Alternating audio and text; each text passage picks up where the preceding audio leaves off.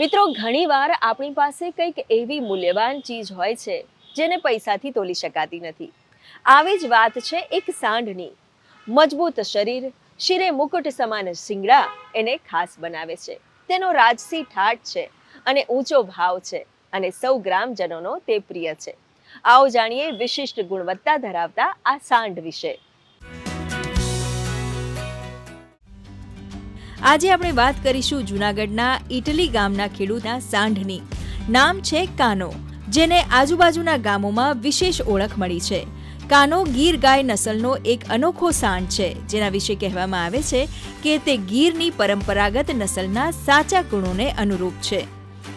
એની 5 વર્ષ ઉંમર કમ્પ્લીટ થયા છે અને ગુજરાત સિવાય અન્ય આખા ભારતમાં તેમજ અન્ય આઉટ સ્ટેટ ગણીએ તો બેંકોક અને 1-2 આઉટ કન્ટ્રીમાં પણ એમના સીમેન અહીંયાથી ગયેલ છે. અને હાલમાં પૂરા ભારતભરની અંદર એમના વાછરુનો ઉછેર સારી રીતે થઈ રહ્યો છે. એકદમ લાલ દેશી ગાયોમાં પણ 80% ફૂલ્ટ ઉપર રિઝલ્ટ આવેલ છે. જાય 20-30% ગાય ઉપર પણ જાય. મા બાપ બંનેની 7-7 પેઢી ડિપેન્ડ કરે, પણ વધુ પડતા આપણે બુલ ઉપર રિઝલ્ટ આવેલ છે. અને મુખ્ય વાત તો એની લંબાઈ ઊંચાઈ ને જે શરીરની કદકાઠી છે એ બધા ફૂટ ઉપર આવેને કારણે ખાસ લોકપ્રિય છે. અને ખાસ તો એમનો ખૂબ જ ભાગ્ય જોવા મળતો સફેદ લીલો કલર. અને આ 5 વર્ષની ઉંમરે ખૂબ જ વિશાળ, એમ કહીએ તો એક હાથી જેવું એનું શરીરની બનાવટ બાંધો. એમના હિસાબે ગુજરાત તેમજ અન્ય આખા ભારતભરમાં ખૂબ જ લોકપ્રિય છે. કાનોના શરીર પર તેજસ્વી સફેદ ધબ્બાવાળી ચામડી, મજબૂત માળખું અને શોખી પ્રકૃતિ ગીર નસલના શ્રેષ્ઠ ગુણો દર્શાવે છે. તે માત્ર સામાન્ય સાંઢ જ નથી, તે ગીર નસલના ભવિષ્ય માટે મહત્વનો સહયોગી છે.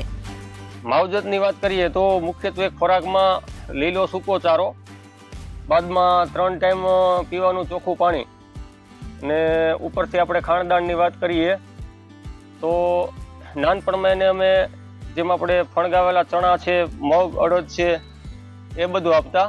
બાદમાં એની માં સિવાય બીજું 1-2 ગાય તાજી વિયાયેલ ગાય હોય એમનું દૂધ ઉપરથી આપણે આપતા. અને હાલમાં વાત કરીએ તો બધી આપણે ઓર્ગેનિક વસ્તુ ખાણમાં વધુ પડતી ઉપયોગ કરીએ છીએ, જેમ કે દેશી ગોળ, આંબા હળદર, બાદમાં અમુક ઔષધિઓ ચોક્કસ પ્રમાણમાં જેમ કે સફેદ મૂસળી છે એ બધું સપ્રમાણ આપતા હોઈએ છીએ. બાદમાં રોજનું એનું રૂટીન ગણીએ તો સવારે ઉઠીને પહેલાં તો સાફસૂફ કરી બ્રશ મારી અને નવડાવીએ છીએ.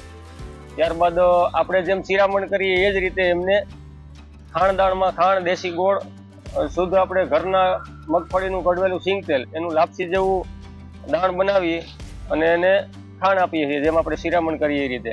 તરણેતર મેળામાં પશુ પ્રદર્શન હરીફાઈ એક કહેવાય છે. એમનું જે દર વર્ષે આયોજન કરવામાં આવે છે, એમાં આપણે હાલમાં જ સંપન્ન થયેલ એમાં લઈ ગયેલ આપણે. એમની અંદર રાજ્ય કક્ષામાં પ્રથમ સ્થાન પ્રાપ્ત કરેલ છે કાનો.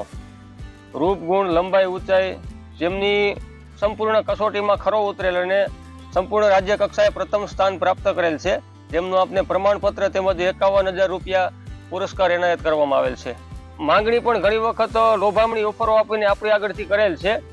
જેની વાત કરીએ તો નાનપણથી 2.5 મહિનાની ઉંમરથી માંડી એના 11 લાખથી માંડીને તેલંગાણાના એક વ્યક્તિ દ્વારા 51 લાખ સુધી કાનાની ઓફર આપણને કરેલ છે. પણ મુખ્યત્વે આપણો ઉદ્દેશ એક જ હતો કે ભાઈ પૈસા છે વસ્તુ તો નાનું ગમે એટલું હોય ખર્ચાઈ જાય, પણ જે બહુમૂલ્ય વસ્તુ કુદરતે આપણે આંગણે મોકલી છે તો આપણે પોતે જ એમની કદર કરી અને સાચવીએ. માટે આપણે કોઈ વેચવાનો કોઈને વિચાર વ્યક્ત કર્યો નથી અને છે પણ નહીં વેચવાનો વિચાર આપણો. ગુડ ન્યૂઝ ગુજરાત માટે જૂનાગઢથી હનીફ ખોખર સાથે ટીમનો રિપોર્ટ.